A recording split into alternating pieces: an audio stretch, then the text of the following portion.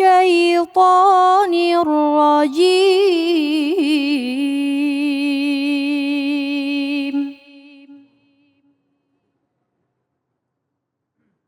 بسم الله الرحمن الرحيم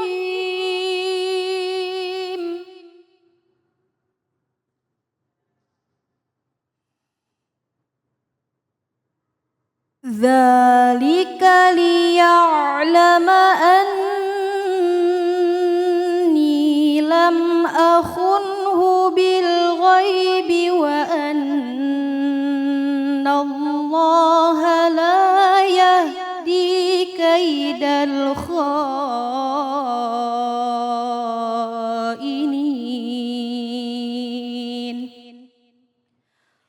Sadaqallahul azim.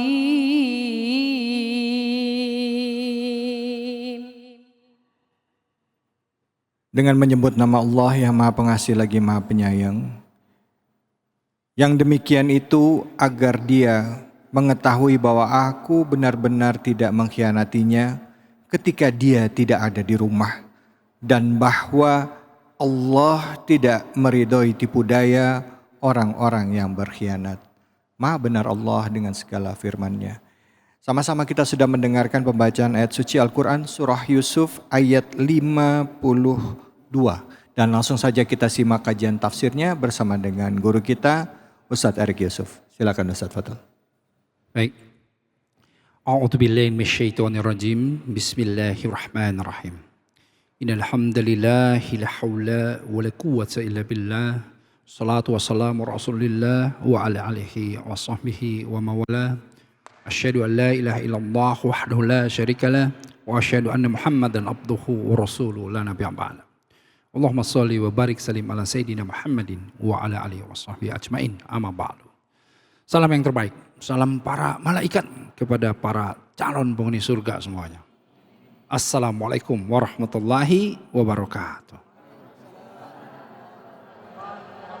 Alhamdulillah.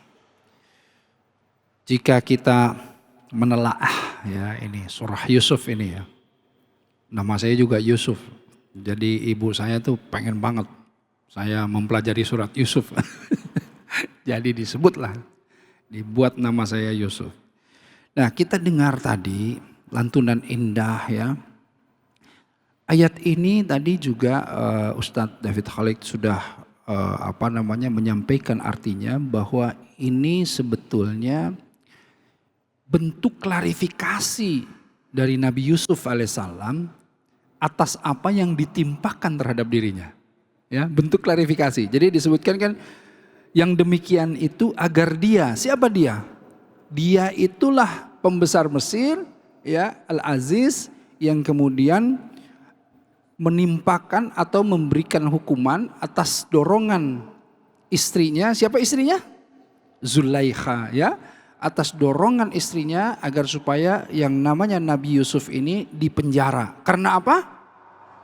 Nah, ini jadi ini agak panjang.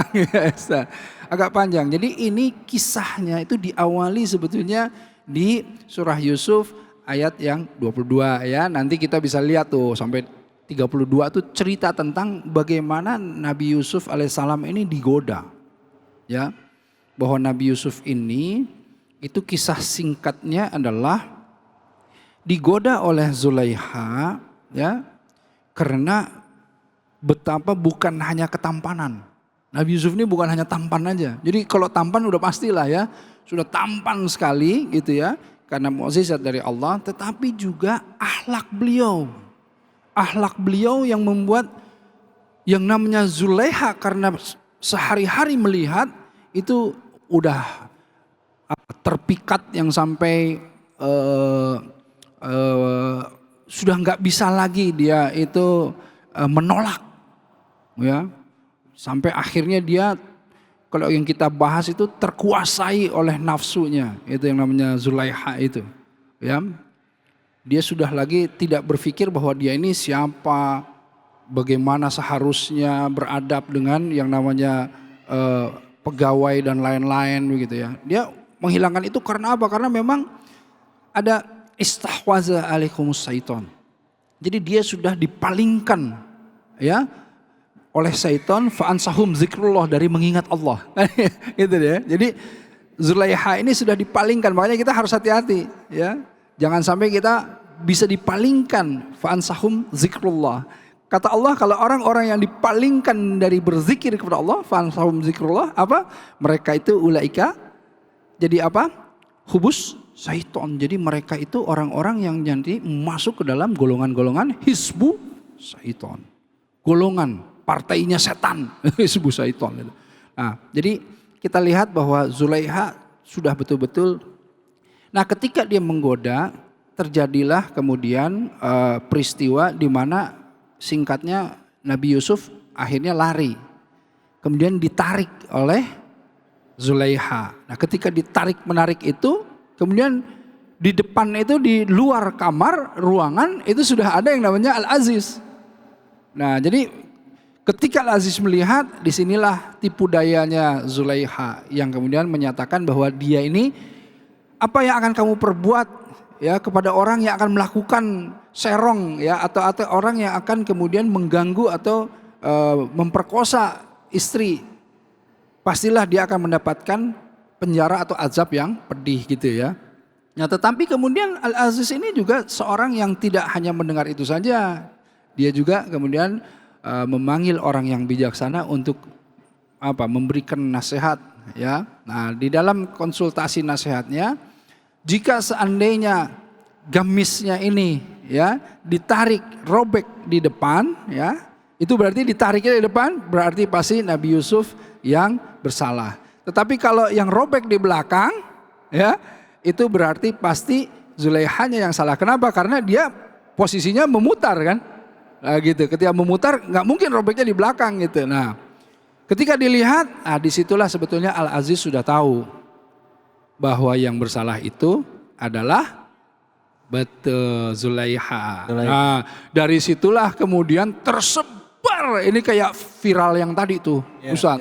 Kesebar ke semuanya, seluruh penjuru negeri, bahwa Zulaiha, istri pembesar Mesir, itu tergoda oleh yang namanya pembantunya, yang namanya Yusuf alaihissalam. Nah, karena kemudian dia, wah, lu belum tahu seperti apa Yusuf gitu kan ya. Diundanglah ibu-ibu arisan. Maksudnya gengnya Zulaiha ya, diundang tuh. Ayo sini, makanlah di tempat saya. Makan di situ, kumpul-kumpul, ada buah-buahan dan lain-lain, disuruh keluar dong. Yusuf dipanggil. Ketika Yusuf keluar, apa yang terjadi? Kisahnya, nah yang lagi motong buah sampai nggak kerasa tangannya kepotong saking melihat ketampanan yang namanya Nabi Yusuf.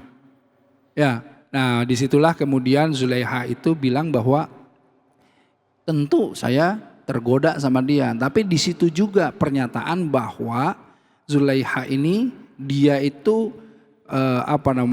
kesal sama Nabi Yusuf sampai akhirnya orang ini akan saya penjarakan gitu. Akhirnya masuk penjara Nabi Yusuf kan gitu. Nah, di penjara kemudian apa yang terjadi setelah sekian tahun, banyak tafsir yang menyatakan ada beberapa tahun, ada 5 tahun, ada sampai ada yang menyebutkan 80 tahun, tapi banyak ya tafsirnya itu. Kemudian ada yang bermimpi, staf dari pembesar ini bermimpi tentang dua hal mimpi. Itu yang kemudian singkat cerita mereka ingat bahwa yang pandai mentakwilkan mimpi itu Nabi Yusuf yang di penjara itu ya gitu. Dan kemudian ada ceritanya panjang sih sebetulnya. Tapi intinya begini, intinya Nabi Yusuf kemudian didatangi, kemudian ditanya tentang mimpi. Nah, kemudian Nabi Yusuf menceritakan bahwa ini mimpinya tuh seperti ini. Nah, kemudian dilaporkan kepada pembesar Mesir tersebut, Al-Aziz. Al-Aziz bilang, wah ini nih emang bener nih, coba panggil Yusuf sini. Nah, ketika Yusuf dipanggil, Yusuf nggak mau dulu datang Nabi Yusuf. Ketika Nabi Yusuf nggak mau datang, ini ayat yang kemudian dibacakan tadi ya. Dari sebelumnya sebetulnya di ayat yang ke-51 ya. Di sini disebutkan ketika Nabi Yusuf Ya, bawa katanya. Wa qala al-malik, ya. Jadi si raja itu bilang gitu. Tuni bihi falamma ja'ahur rasulu qala jari apa? Qalarji ila rabbika fas'alahu mabalun niswatillati qatana aydiyahun inna rabbi bikaidihinna alim. Kata raja, bawalah dia kepadaku. Maka tak kala utusan itu datang, Yusuf berkata, kembalilah kepada tuanmu, kata Yusuf. Tanyakanlah kepadanya bagaimana halnya wanita-wanita yang telah melukai tangannya. Tuh, tanya sama yang itu tuh, yang waktu kumpul-kumpul ya, sampai motong tangannya sendiri. Nah, sesungguhnya Tuhanku maha mengetahui. Artinya apa? Ingin mengklarifikasi. Kemudian di situ lanjut terus ceritanya bahwa kemudian rajanya kemudian nanya, bagaimana keadaanmu ketika kamu menggoda Yusuf untuk menundukkan dirinya kepadamu? Nanya kepada Zulaiha. Ya, ini di ayat 51 ya. Kemudian berkatalah di sini istrinya Al-Aziz, sekarang jelaslah kebenaran. Nah, di sini akulah yang menggoda untuk menundukkan dirinya kepadaku. Jadi Al-Aziz Zulaiha ini ngaku di sini ya. Ngaku, dan sesungguhnya dia termasuk orang-orang yang benar. Nah, dalam tafsir ini disebutkan bahwa ketika Zulaiha membuka aibnya sendiri, ya, artinya Zulaiha itu ketika itu masuk kan Allah muqallibul qulub, Allah yang membolak-balikkan hati. Iya. Ya, Allah memasukkan, ya, artinya naluri yang baik yang membuat Zulaiha ini kemudian ingin juga membersihkan dirinya gitu loh. Jadi ingin bertobat gitu loh. Dengan mengakui kebenaran. Jadi benar saya yang salah gitu ya. Bukan Yusuf yang salah sebetulnya. Nah, inilah sebetulnya nilai yang penting di dalam ayat ini yang membuat semuanya akhirnya terklarifikasi gitu. Jadi ketika dibacakan ayat yang 52 tadi, yang demikian itu agar Al-Aziz mengetahui bahwa sesungguhnya aku tidak berkhianat. Yes. Gitu. Jadi yang 52 yang dibacain itu menegaskan bahwa tuh ya, Zulaiha ngaku, teman-temannya bilang juga semua, itu menunjukkan bahwa saya ini tidak pernah berkhianat, kata Nabi Yusuf alaihissalam. Dan memang dari awal Al-Aziz ini pun sudah cenderung memang membenarkan Nabi Yusuf. Hanya karena namanya juga ya suami istri gitu ya. Mungkin juga dia terpengaruh dan lain-lain sampai akhirnya Nabi Yusuf dijebloskan. Nah, disinilah dibuka bahwa Allah membukakan segala sesuatunya pada saat yang memang betul-betul momen yang dibutuhkan yang penting. Nah, jadi artinya apa? Artinya kita bisa pahami bahwa segala sesuatu itu memang ada waktunya. Ya, itulah yang kita pahami qadarullah. Semua itu ada momennya, ada waktunya. Jadi ya, kita memang sedang misalnya dalam kesulitan. Boleh jadi kita sedang dalam fitnah, dalam ujian-ujian yang besar. Boleh jadi kita dalam kegelisahan. Boleh jadi kita ini sedang dalam ketakutan, kesulitan yang sangat gitu. Ya, dan kita kenapa ya Allah gitu ya? Kita selalu mengadu kepada Allah. Di sini ditegaskan bahwa Allah insya Allah akan membuka segala sesuatunya, mengangkat kebenarannya, mengembalikan seluruh izzahnya, ditambah dengan apa?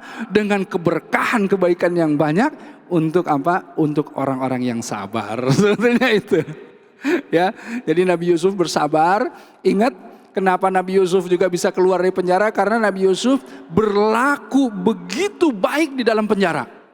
Karenanya orang-orang yang di dalam penjara itu selain yang di penjara, tetapi juga yang menawannya melihat akhlak yang begitu indah. Sampai akhirnya apa? Sampai akhirnya muncul atau terdengar bahwa Nabi Yusuf ini pandai menakwilkan mimpi. Karena apa? Karena itu yang dilakukan di penjara yang sampai keluar sampai juga akhirnya ke pembesar Mesir tersebut. Nah, jadi insya Allah kalau kita berada di jalan Allah, kita terus saja yakinlah kepada Allah bahwa kita berbuat baik saja. Tidak perlu kemudian akhirnya kita berpikir berhitung-hitung dan lain-lain, nggak perlu. Berbuat baik saja. Terus istiqomah. Di dalam keistiqomahan ini Fa idza azamta fatawakkal 'ala Allah. Kalau kita sudah kemudian bertekad berbuat kebaikan, udah buat aja kebaikan. Tawakal saja sama Allah. Itulah yang nanti akan membuka pintu langit. Dan Allah akan menetapkan kebaikan-kebaikan dunia wal akhirat. Insya Allah. Masya Allah, terima kasih banyak Ustadz Erik. Bagaimana kita belajar dari kekuatan keimanan Nabi Yusuf ya. Digoda dengan seorang istri penguasa ya. Yang katanya Zulekha juga cantik ya kan? kaya. Allah. Wah udah gak ada kurangnya. Ya salam, tapi karena keistiqomah dan keimanannya mampu menahan dirinya dari hawa nafsu. Walaupun di dalam membela kebenaran seolah-olah dia dimasuk penjara, seolah-olah tidak mendapatkan kenikmatan, ternyata Allah siapkan kebaikan setelah itu. Bahkan beliau diangkat menjadi salah seorang bendahara yang dipercaya di sana gitu ya Kiai ya. Baik, alhamdulillah. Baik, kita nanti akan lanjut lagi. Terima kasih banyak Ustadz Erik atas ilmunya. Terima kasih banyak juga pemirsa. Kita akan lanjut lagi, kita ngaji tafsir lagi. Jadi jangan kemana-mana, tetap di sini, ngajinya benar insya Allah. Cahaya hati Indonesia.